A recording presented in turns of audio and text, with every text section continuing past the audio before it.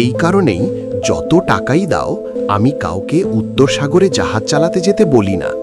সমস্যা টাকার না, এই সাগরের ভয়ঙ্কর বিপদের। এখানে গেলে হয়তো টাকা উপার্জন করা যাবে, কিন্তু বেঁচে ফেরা অনিশ্চিত। অনেকে ভাবে সমুদ্রপথ মানে শুধু বড় ঢেউ, কিন্তু উত্তর সাগরের সামনে সবচেয়ে শক্ত জাহাজও খুব দুর্বল। শত শত বছরে এটি হাজার হাজার জাহাজ আর অগণিত প্রাণ গ্রাস করেছে, তাই একে সমুদ্রের কবরস্থান বলা হয়। এই সাগর ইউরোপে অবস্থিত এবং প্রায় সারা বছরই উত্তাল থাকে। ঢেউ এত বড় আর শক্তিশালী যে বড় কার্গো জাহাজও সহজে ডুবে যেতে পারে। অনেক ডুবে যাওয়া জাহাজে মূল্যবান ধনসম্পদ ছিল, কিন্তু সেগুলো এখনও সমুদ্র তলেই পড়ে আছে। এখানকার আবহাওয়া খুব দ্রুত বদলে যায়। এক মুহূর্তে শান্ত, পরের মুহূর্তে ঝড়। পানিও খুব ঠান্ডা, কেউ পড়ে গেলে পরেক মিনিটেই অজ্ঞান হয়ে যেতে পারে।